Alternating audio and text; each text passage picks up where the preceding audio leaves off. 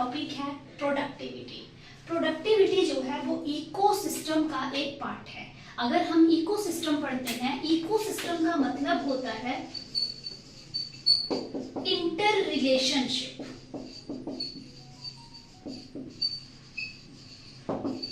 Inter relationship, अब ये relationship है किसके बीच में? Between plants, animals and environment. जब ये तीन चीजें आपस में इंटरकनेक्ट होती हैं, दैट इज इकोसिस्टम। इकोसिस्टम पे मेजर हमारा टॉपिक जो है वो प्रोडक्टिविटी के बारे में आ जाएगा। प्रोडक्टिविटी का मतलब होता है प्रोडक्शन। हम जानते हैं कि हमें सरवाइव करने के लिए खाने की जरूरत होती है, और हम क्योंकि हेटेरोट्रॉफिक हैं, हम टोटली प्लांट्स के ऊपर या एनिमल्स के ऊपर डिपेंड हैं for our food.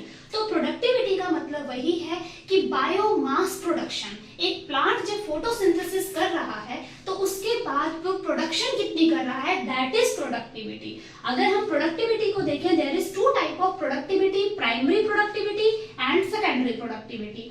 Primary productivity का मतलब है अमाउंट ऑफ बायोमास और organic matter produced by plant during photosynthesis. जब प्लांट फोटोसिंथेसिस कर रहा है उस टाइम पे प्रोडक्शन ऑफ बायोमास कितना है, that is primary productivity and it is the major productivity. Second है सेकेंडरी प्रोडक्टिविटी। अब अगर हम कंज्यूमर्स पे चले जाएं, ठीक है, तो कंज्यूमर जो है वो भी कुछ ऑर्गेनिक मैटर जो है वो जनरेट करते हैं, that is secondary productivity. Primary productivity में अगर हम देखें तो हमारे पास दो टाइप की आगे फिर से आ रही है। Gross primary productivity, it is the total production, means कि टोटल प्रोडक्शन जो है वो हमारे एनवायरनमेंट में प्लांट के थ्रू कितनी हुई है, दैट इज जीपीपी या ग्रॉस प्राइमरी प्रोडक्टिविटी कहेंगे।